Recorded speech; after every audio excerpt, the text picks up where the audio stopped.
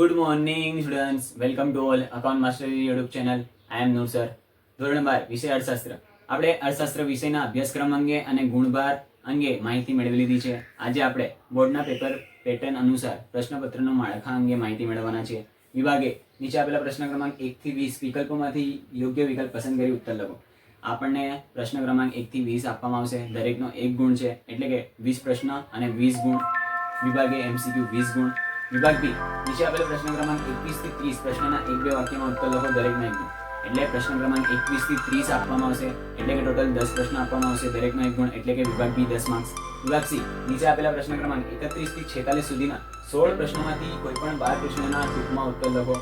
એટલે પ્રશ્ન ક્રમાંક 31 થી 46 એટલે કે ટોટલ 16 પ્રશ્નો આપવામાં આવશે, જેમાંથી 12 પ્રશ્નોના જવાબ લખવાના છે. દરેકના 2 ગુણ છે, એટલે કે વિભાગ સી 24 માર્ક્સ. વિભાગ ડી નીચે આપેલા પ્રશ્ન ક્રમાંક 47 થી 56 સુધીના 10 પ્રશ્નોમાંથી કોઈપણ 7 પ્રશ્નના મુદ્દાસર જવાબ લખો.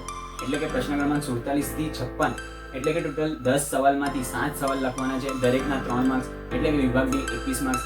વિભાગ ઈ નીચે આપેલા પ્રશ્ન ક્રમાંક 57 થી 63 સુધીના 7 પ્રશ્નોમાંથી કોઈપણ 5 પ્રશ્નોના સવિસ્તાર ઉત્તર લખો. દરેક પ્રશ્નના 5 ગુણ, એટલે કે પ્રશ્ન ક્રમાંક 57 થી 63 ટોટલ 7 પ્રશ્નોમાંથી 5 પ્રશ્નોના ઉત્તર લખવાના છે. દરેકના 5 ગુણ, એટલે કે 25 માર્ક્સ. આ રીતે બોર્ડની પેપર પેટર્ન પ્રમાણે વિભાગ એ એમસીક્યુ 20 માર્ક્સ, વિભાગ બી એક વાક્યમાં જવાબ લખો 10 માર્ક્સ, વિભાગ સી ટૂંકમાં ઉત્તર લખો ટોટલ 24 માર્ક્સ, વિભાગ ડી મુદ્દાસર ઉત્તર લખો ટોટલ 21 માર્ક્સ, વિભાગ ઈ સવિસ્તાર ઉત્તર લખો ટોટલ 25 માર્ક્સ. Thank you.